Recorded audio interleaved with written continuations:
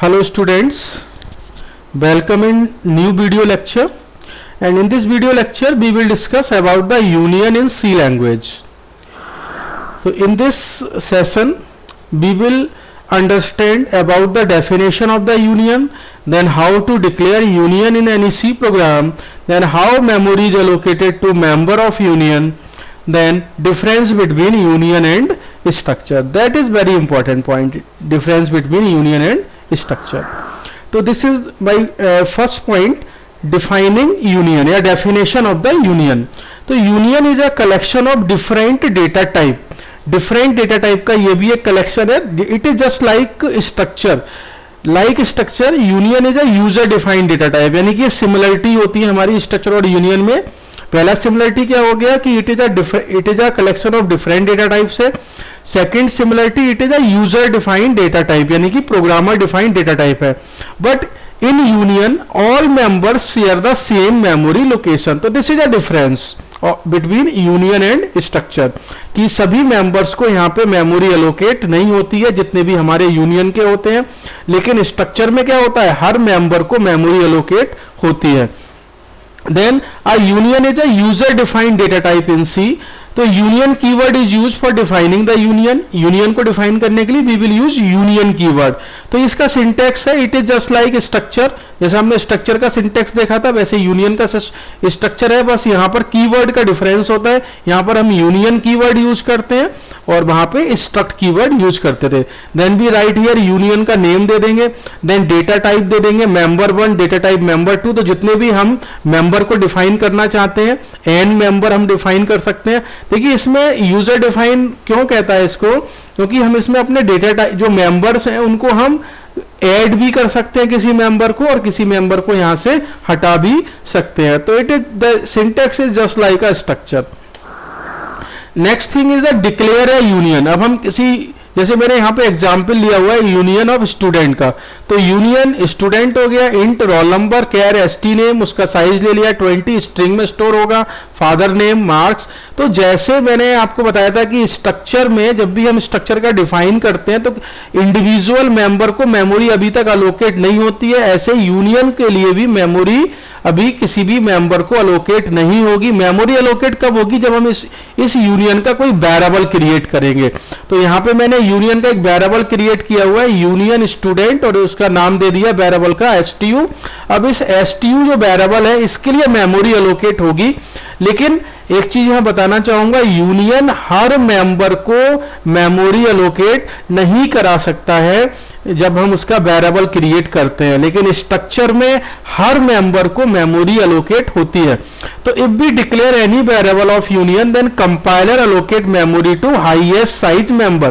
केवल highest size member को memory मिलेगा इसमें. तो हाईएस्ट साइज मेंबर कौन सा होगा, अगर हम इसमें देखें, इंट रोल नंबर ये 2 बाइट लेगा या 4 बाइट लेगा, स्टूडेंट नेम है ये 20 बाइट लेगा, फादर नेम है ये भी 20 बाइट लेगा, फ्लोट मार्क्स ये 4 बाइट लेगा.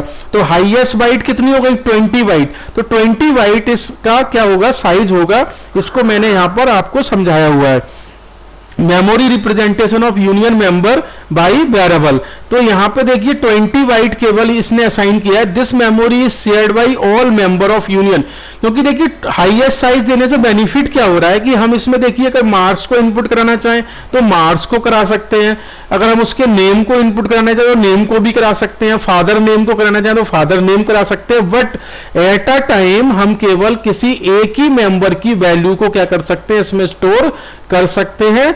स्ट्रक्चर में ऐसा नहीं होता था. स्ट्रक्चर में सभी मेंबर के लिए मेमोरी मिलती थी जब हम उसका कोई वेरिएबल क्रिएट करते थे. तो यहां पे इसका एसटीयू साइज कितना हो जाएगा, ये टोटल साइज हो जाएगा 20 बाइट. तो इस तरह से ये हमारी मेमोरी क्या करता है, अलोकेट करता है. इसके बाद देखिए यहां पर मैंने डिफरेंस बताए हैं स्ट्रक्चर और यूनियन में. इट इज वेरी इंपॉर्टेंट, ये एग्जाम में कई बार पूछे जाते हैं. तो स्ट्रक्चर का देखिए पहला डिफरेंस क्या है, struct keyword is use for define a structure. तो स्ट्रक्ट कीवर्ड हम यूज करते हैं इसमें. यूनियन में यूनियन कीवर्ड हम यूज करते हैं फॉर डिफाइन अ यूनियन. अब सेकंड डिफरेंस है, each member of structure have its own memory location. Her member का हर मेंबर के लिए उसकी अपनी इंडिविजुअल मेमोरी लोकेशन होती है, अपनी रिजर्व होती है, इसको हम रिजर्व भी बोल सकते हैं कि जितने भी मेंबर होते हैं उन सबको रिजर्व रहती है मेमोरी। लेकिन यूनियन में क्या होती है, मेमोरी शेयर्ड होती है among all the member of union. ये सबसे बड़ा डिफरेंस होता है। अगला डिफरेंस है individual member can be access at any time. देखिए अगर हम हर मेंबर को मेमोरी दे रहे हैं तो हम किसी भी मेंबर को एक्सेस कर सकते हैं मेमोरी से, लेकिन यूनियन में क्या होता है, हम केवल किसी एक ही मेंबर को, only one member can be access at a time. किसी एक ही मेंबर को मैं यहां पे एक्सेस कर सकता हूं। क्यों? क्योंकि मेमोरी शेयर्ड हो रही है, तो हम उसमें किसी एक ही मेंबर को क्या कर सकते हैं, इनपुट करा सकते हैं at a time. When a variable is associated with a structure, compiler allocate the memory to all member of the structure. ठीक है, all member को ये मेमोरी अलोकेट करता है, जबकि यूनियन में क्या करता है, when a variable is associated with a union, compiler allocate the memory of highest size member of union. जिसका हाईएस्ट साइज होगा मेंबर का, उसको मेमोरी अलोकेट करेगा। लेकिन मेमोरी अलोकेशन देखिए दोनों के केस में तभी होता है जब उसका वेरिएबल क्रिएट होता है, लेकिन स्ट्रक्चर के केस में हर मेंबर को मेमोरी मिलती है, एवरी मेंबर, जितने भी मेंबर हो उसके अंदर, चाहे वो 3 हो या 4 हो। लेकिन यूनियन के केस में क्या होता है, उस मेंबर के हिसाब से मेमोरी क्रिएट होगी जिसका सबसे हाईएस्ट क्या होगा, साइज होगा। तो this is my difference between structure और यूनियन। इसमें आप इसका सिंटैक्स भी बता सकते हैं, स्ट्रक्चर को डिफाइन करने का, यूनियन का सिंटैक्स बना सकते हैं। एक दो डिफरेंस आप खुद से भी इसमें ऐड कर सकते हैं। ठीक है, थैंक यू।